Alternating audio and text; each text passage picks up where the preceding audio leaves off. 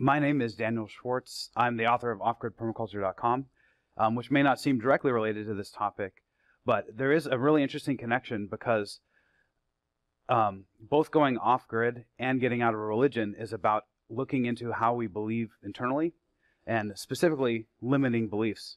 Every time you change the system of the way that you live, from whether it's how you get your food, how you make your money, what people you associate with, you intrinsically have to change what you believe in order to make that happen.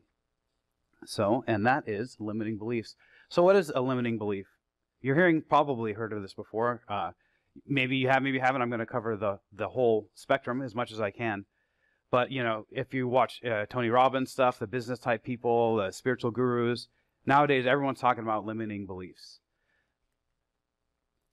So a common way of thinking about it is that a limiting belief is an unconscious assumption that you have that is holding you back. Kind of like a ball and chain in your mind. The big key to these is that they are almost always subconscious. So it's not something that you are like directly thinking about. It's not something that you're saying, oh, I don't know that I have this. It's a thought that was implanted in you oftentimes as a child, or that you've acquired over time, that is underlying all of your future assumptions. And directly related with this is it usually is part of how you see yourself as a person. So it's your personal story. Everybody talks, has an internal dialogue about themselves, who they think they are, what happened to them. We heard a lot of amazing stories today, and your limiting beliefs are generally part of how you come out of that whole process. So like when I was younger, I knew somebody who was constantly going in and out of the doctor, right? And this young woman, because of that, she ended up defining herself as somebody who she would say, I'm broken. And because of that, she would refuse to do a lot of things which she could do, right? She refused herself tons of experiences that she was capable of because she defined herself that way. So Louise Hay, a great quote, if you will accept a limiting belief, it will become truth for you. So limiting beliefs come from the story, the ether, the world in our head, and it gets channeled down into our daily actions, which make us the person that we are. So the way to combat this is to look at our life through the lens of the hero's journey. And the hero's journey is really taking the power of language and using it to our benefit. And this is a really interesting point, because if you give people information in various different ways, if you give it to them as a set of facts, if you give it to them as graphical figures, or you give it to them as a story, the human mind will take the story and remember it 10 times better than anything else. So, whether you believe in God or destiny or any of that stuff, we have hard evidence that the way our brain is wired to accept stories. And so by acknowledging this fact and leveraging it and using it to make our own story, it's a way that we can define ourselves and take power over our own lives. And so because of this, the outcome of that is that, let me rephrase this, limiting beliefs, because they are part of our stories and because stories are so integral to our lives, there's no real way to get rid of them, right? The goal isn't to say, I'm going to delete all my limiting beliefs and I'll be a pure slate, right? Limiting beliefs don't work like that. You're going to have some, whether you like it or not. So the way that I like to approach it is, let's elevate the level of our limiting beliefs, right? So starting out at the bottom level, let's say, what am I doing here? All right. So the course of elevating this is looking at life as a series of increasingly good problems, right? So limiting beliefs oftentimes create problems or address problems that we have. And so if we improve our lives, what we're really doing is improving our problems, right? So think about somebody who has no money on the street. Their problem with food is, how am I going to eat? What am I going to do about that? But let's say that person was able to pick themselves up, get things going, right? Their next question is going to be, okay, what do I want to eat? Right? Then one step above that is, okay, now I can eat anything I want, but I'm, getting a little fat. Now what am I not going to eat? Like, am I going to cut this sweets out? You're taking, instead of adding things in, now you're saying, okay, this is the type of food that I'm willing to be part of. And then even one step better than that is, okay, I've got great stuff, but how can I make it even better, right? So they're in the mindset of, I'm taking what I have, which is amazing, and I'm going even better than that. And then finally, let's say you're Jeff Bezos, you got all the money in the world, you have all the time in the world, and well, he doesn't necessarily have that, but you're somebody that does. Now you're thinking, how can I make this the best possible? So you're actually pushing the boundaries of what has been realized in life. And so these 5 levels can be applied to almost anything that you do. So, the food, obviously, the money you're making, your relationships, your community, your religion, or spirituality. All of this is the step-by-step what we're looking to do. So the goal of overcoming limiting beliefs is to make our problems just a little bit better. And one big element of this is we're not going to go beyond, we're not going to skip steps, right? So you need to go from, I have no food to I have a little food. But if you're already at there, then you can go to, okay, now I'm getting better and better and better. You can't go from, I'm broke on the street to, how can I have the perfect meal? That's just not going to work. So here's a few examples of limiting beliefs. I don't deserve to make more, have more, or be more than I already am, right?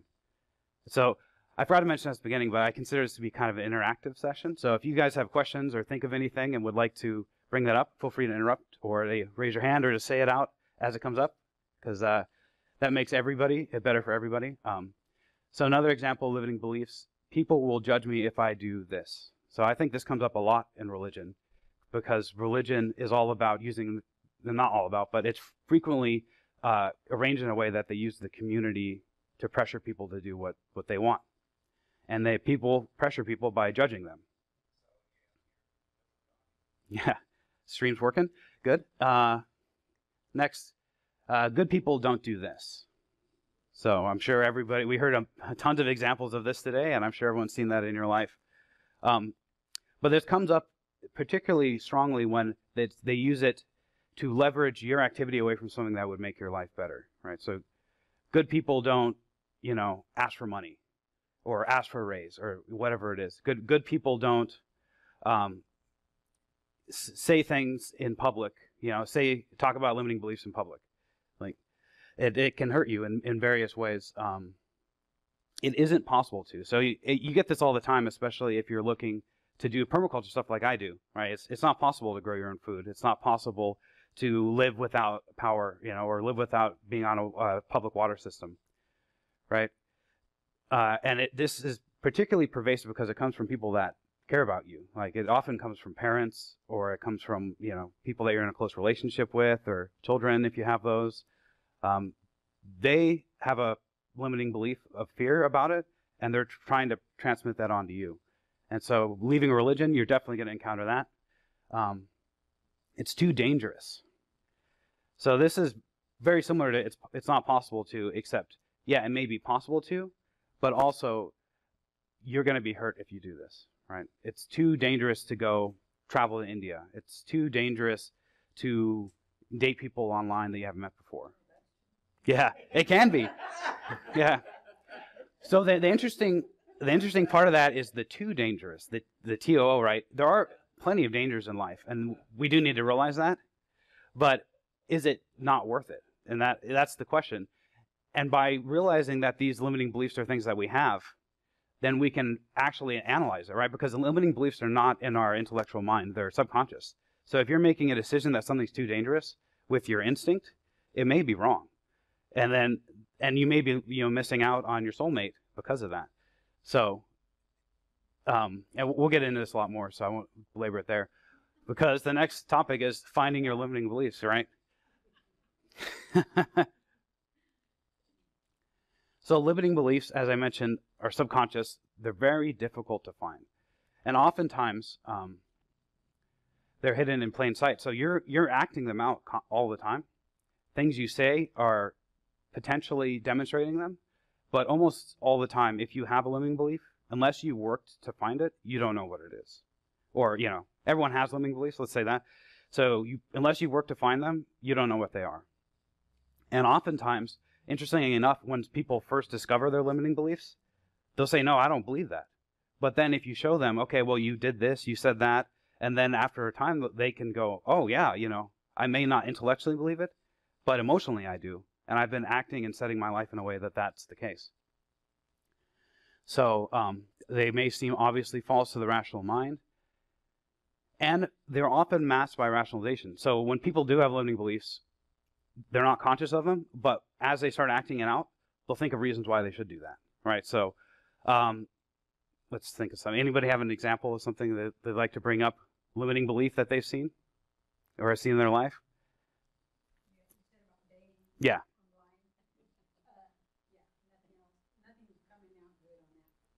Yeah. Well, that may or may not be limiting beliefs. But let's say you met somebody online and you have a limiting belief about certain types of people. Like, you had men in your life previously that did certain things. You say, okay, men that look like this are a certain way. And you have that limiting belief, right? Like, nothing good can come from a guy that wears a suit, say. Then, yeah, but that's not, yeah, yeah, sometimes, yeah.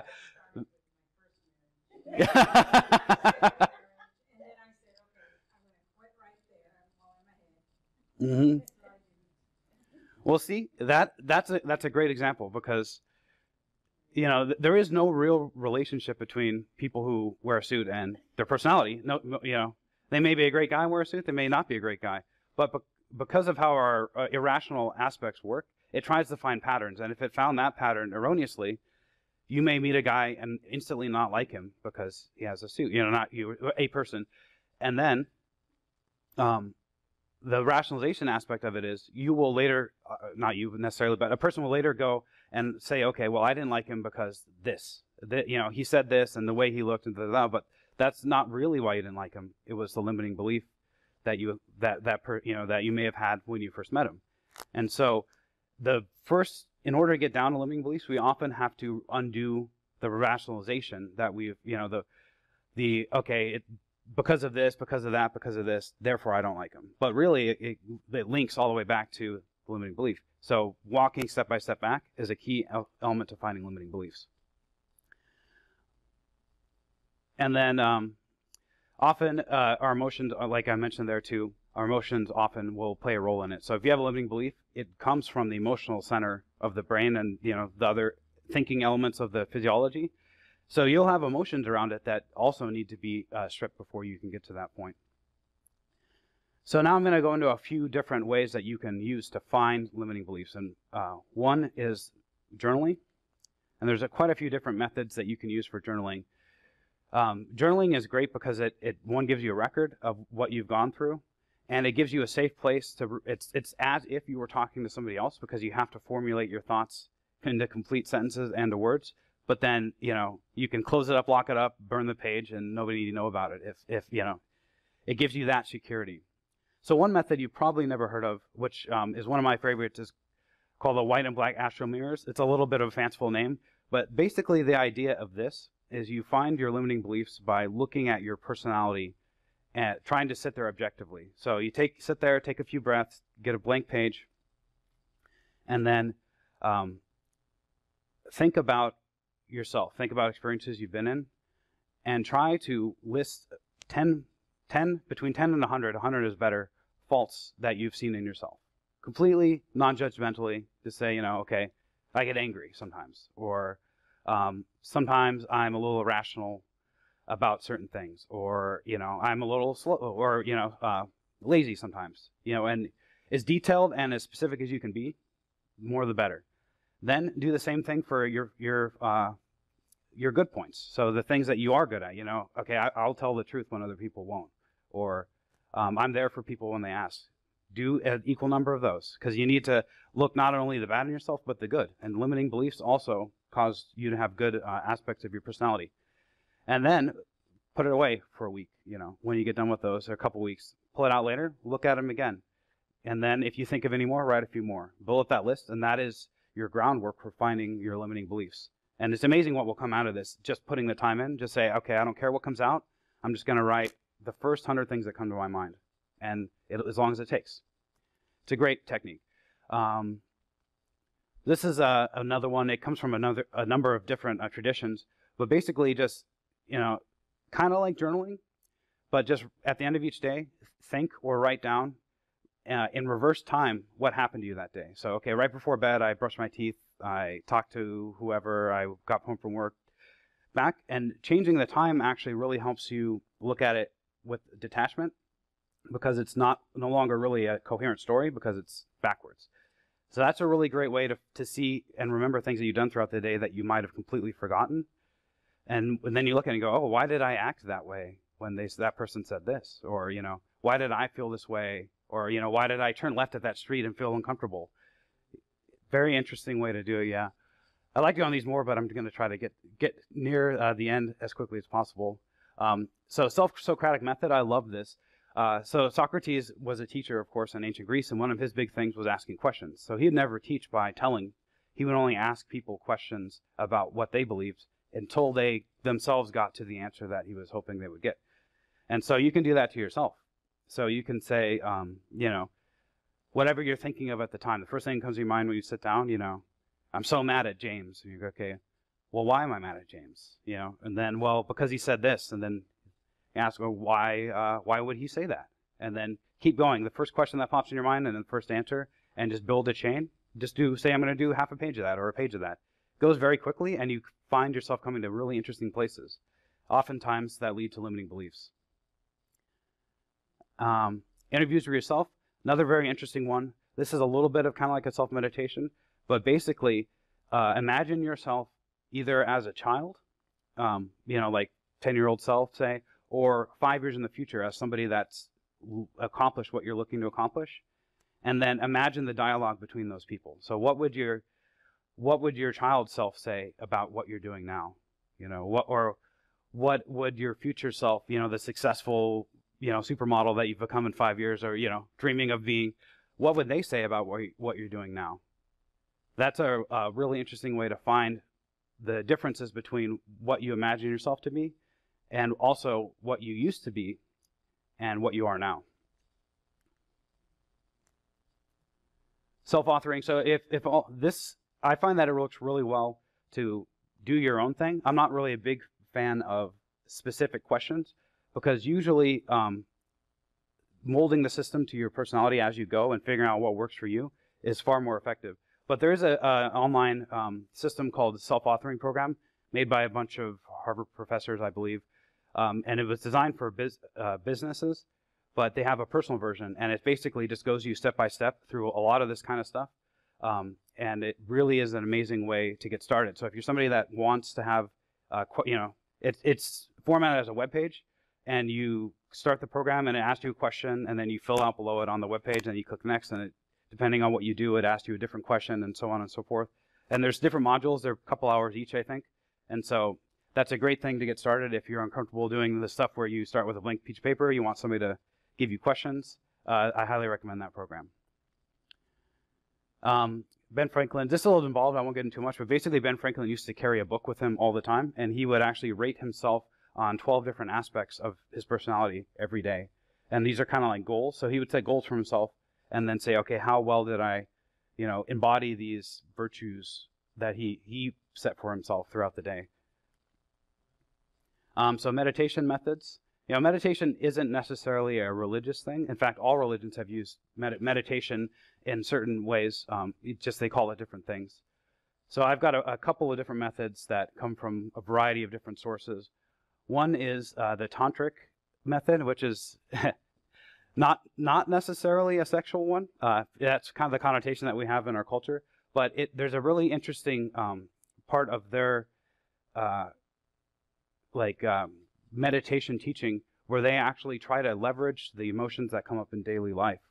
And whenever that you feel something in your daily activities, especially intense emotions, what they'll do is take a step back and realize that all emotions come from, the same place, the one source. And so if you're a spiritual or religious person, you can link that back to the, your creator, or if not, to whatever type of spirituality you have, and say, okay, this anger or this sadness or this joy all came from the same source, and so it must be part of the same energy. And by having that little realization, it allows you to step back from that kind of like craziness mindset that you may be in, or like that unconsciousness that you may be in, and get a clearer picture of what's actually going on at the time. And then from there, maybe you can see what internal emotions have led to that situation. Mind Gym, this comes from a Navy SEAL actually, but what he would do before going to Navy SEAL training, and he ended up getting the top of his class, was he would go every night before bed, when he's laying in bed, and visualize himself being in his most calm, like the calmest spot that he can think of. So for him, it was a childhood place in the forest that he used to go and play in. You know, I do it sometimes, and I think about myself being in the redwood forest because I particularly like that, but it could be somewhere that you know and that you're very calm and comfortable in. And then imagine yourself there with either a coach that you've had or somebody that's trained you, or make up one, you know, the magical monk from the mountains. And then just spend time talking with them and imagine what they would say. Also, you can use that time to visualize what you're doing the next day and imagine yourself doing it really well. So like as if you're training for it in the gym, right? You're practicing it in your mind. And with athletes, they've actually found that visualizing yourself doing your athletic event beforehand actually makes you better at it, even though you're not physically doing it. And this is something that can apply to anything that we do. So, you know, you go into the parents' house for Thanksgiving, maybe visualize an amazing Thanksgiving in your mind gym the night before, and you're much more likely to have that be a reality with that practice. Mindfulness meditation is absolutely amazing, and there's a lot of different techniques going around, but it's great because it's so simple. And it's amazing for one, finding what is going on with you and letting everything calm down. So when a lot of people approach mindfulness, which is an Eastern meditation method, they think of, okay, well, I need to stop thinking of everything and just be, you know, Om, and the universe is quiet or whatever. That's generally not what's going to happen. If anybody's trying any type of meditation where you're trying to limit your thoughts, the first thing is your mind's going to start thinking of everything, right? Stuff you never thought of in years is going to come up. And that's really the practice of it, right? Like having no thoughts is like being perfect at it. You know, maybe the progress of decades of really intense practice, but you don't need to reach that or even ever get there, you know, even have a moment of that to get the benefits. And so from the simplest form of mindfulness, all you do is sit comfortably, however you can, on a chair or on the floor, and then just let your breath go in and out and just acknowledge it. So you can even say to yourself very silently, you know, breath goes in, breath goes out. Or just sometimes they'll have people focus their attention on the tip of your nose. You can do that too. There's a bunch of different things. But all you need to do is sit there, and then as soon as thoughts come up, all you do is acknowledge, you know, to yourself, okay, I'm thinking, and then give it 2 seconds of your attention, and then go back to the breath. And then, you know, take stock of what is appeared to you, because you're going to get amazing insights. I've had things like, you know, childhood events I hadn't remembered in years come up, you know, things people said to me. Also amazing ideas, and like some of the most creative thoughts I've ever had have come when I was trying not to think at all. So even 5 to 10 minutes, you know, at a time, a day, once a week, highly recommended. Yeah, so there's an interesting story about this, which I'm going to skip at this moment. But okay, so talking. So all the stuff I mentioned so far has been solitary, essentially. You know, talking. You can write, so that's kind of talking. But a lot of people want to just talk to somebody else. You know, and it's different personality traits. Some people would prefer to be alone in a room meditating. Some people prefer to be talking with somebody. And there are ways that you can talk to people and still get the benefits of finding your limiting beliefs. So one is truthfulness, and this is probably the hardest one. But to make a commitment to yourself to not say anything that is untrue in your knowledge at all. And it's pretty amazingly difficult because there's so many white lies that people just say all the time as, you know, daily life. If you say, okay, I'm not going to misrepresent, downplay, or lie at all to anybody, it's quite a powerful truth. And you'll end up saying stuff that you would have never said before. And that brings out the limiting beliefs. You'll see aspects of yourself that you've never realized were even there. Another great thing to do is repeat what you hear back to other people when they say it. Now, this is better with people that you're in a close relationship to. Like, you wouldn't necessarily do that to, maybe your boss, depending on the situation. But, and, not word for word, but repeat what you hear, what you're hearing them say. So, you're saying you want me to do this, or, I'm hearing that you're uncomfortable with the situation, whatever it is. And by knowing that, by doing that, you're going to see, okay, how did I filter this? Because your limiting beliefs are filtering the way that you think and the way that you hear things. Nonviolent communication is amazing. There's courses online about that. So then what do we do? When you find your limiting beliefs, what do you do? Well, the first thing to do is stay in the moment. Limiting beliefs are very emotional, subconscious things. And so when the subconscious takes over and you start doing things that you regret later, that is the limiting belief asserting its dominance over you. So if you're able to stay in the moment, they won't be able to do that. One great way is, I borrowed this from the movie Inception, but in that movie, it's a dream world. I don't know if anybody's ever seen it, but they're constantly in and out of dreams and multiple layers of dreams. And in order to know if they're in a dream or not, they keep something with them to, that they can test it with. Now, the way that I do this is, if you make, you find a limiting belief, you want to get past it, you can put that intention into an object that you have, whether it's a piece of jewelry or a ring or something like that, and then have it on you. And so whenever you feel it in your pocket or feel it on your body, it's a remembrance that, okay, I am not doing that anymore, or, I'm doing this now. Focus on your breath. Okay.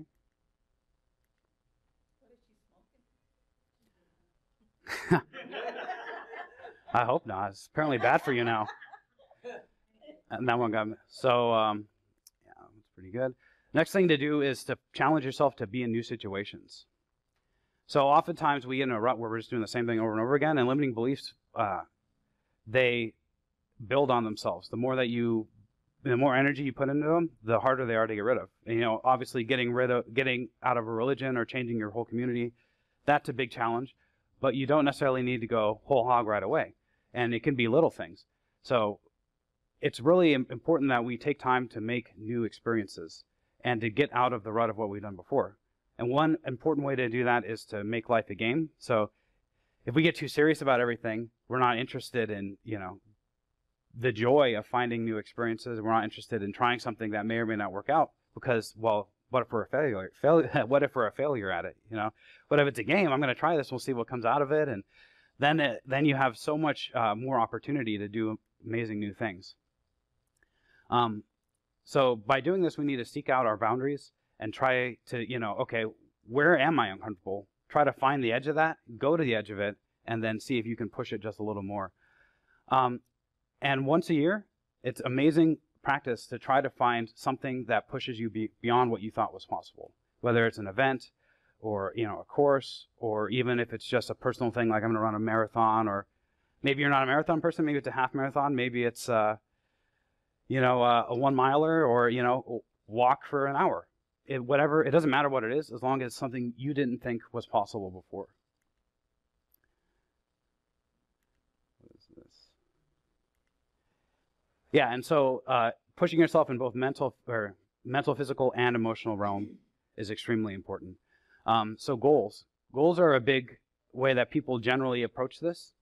But there's a number of common mistakes, and the biggest mistake is these SMART goals you often hear in entrepreneurial classes, or if you ever had like a business class. SMART is specific, measurable, actionable, relevant, and trackable, right? And these often produce bland, extremely bland goals that nobody cares about. And so you write down these goals, and then next year you look at the goal list, so like, I didn't do this, write down another set of goals, right? It might be great for business, but it's not great for people.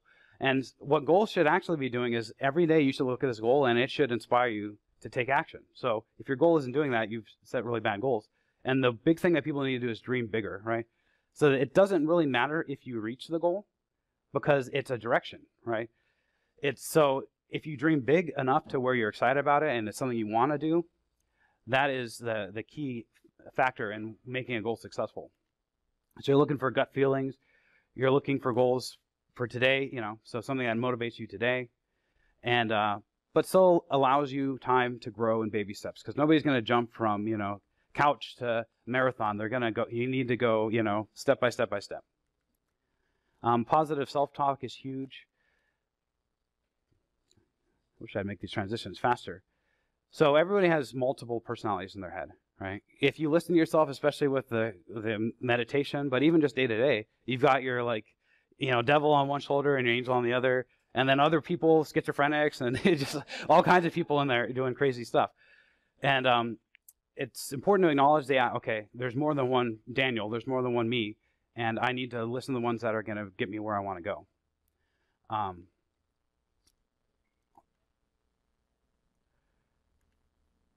Yeah, so one big thing is setting your idea of what the universe is, and does it love us? Does it not? Or is this or is it a combative situation we're in life? Is it not? And to develop positive affirmations that get you through that. So you're setting, this is the way that I want to think. This is the way that I want to be. And an amazing piece of research that I saw was that people actually take care of their dogs better than they take care of themselves. Especially giving them medications, but anything. So if we can look at ourselves periodically as our own child or our own pet and take care of ourselves like that, what does little Daniel need today? We're able to do so much better than if we were looking at ourselves as ourselves. And then big thing, build a supportive community. I love this quote: before you diagnose yourself with depression or low esteem, make sure you're not in fact surrounded by assholes.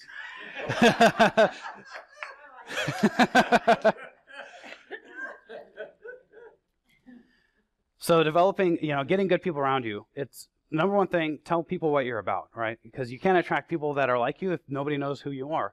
So don't be afraid to get out there and say, this is what I'm doing now.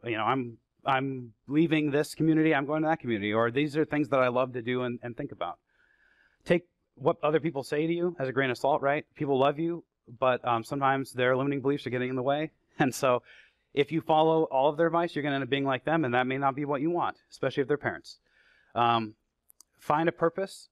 It's huge. And seek out like-minded people. So if you don't know where you're going, you're not going to get anywhere. And once you get past limiting beliefs, you're able to work on who you actually do want to be and what you really care about and what's worth suffering for. And so that's a whole other course, unfortunately. And then the last thing is, there's certain people in your life that just don't need to be there, and they're great, potentially, or maybe not, and they're doing their own thing, and if it's not aligned with what you're doing, there's times when you just need to say, hey, this relationship is not going anywhere, and it's time to move on. So I think that's a lot of what about this whole event is about.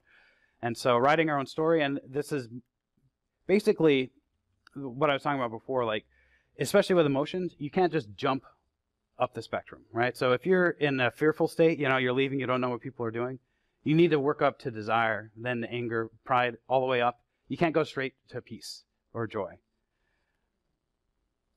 So, yep. Thank you. Yeah, so, and the whole thing really is you're authoring your life story, finding limiting beliefs, setting it, leaving, one community, entering another community. You are becoming the hero in your own amazing story. And so Joseph Campbell was the mind behind the idea of the hero's journey. And he said, you enter the forest at the darkest point where there is no path. Where there's a way or path, it is someone else's path. You are not your own path, or you are not on your own path. If you follow someone else's way, you're not going to realize your potential. So everybody needs to make their own way and figure out where they are personally headed and what their beliefs are. So thanks everybody for being here. And it looks like we'll have the next lecture at noon. And if you have any questions, feel free. Otherwise, yeah.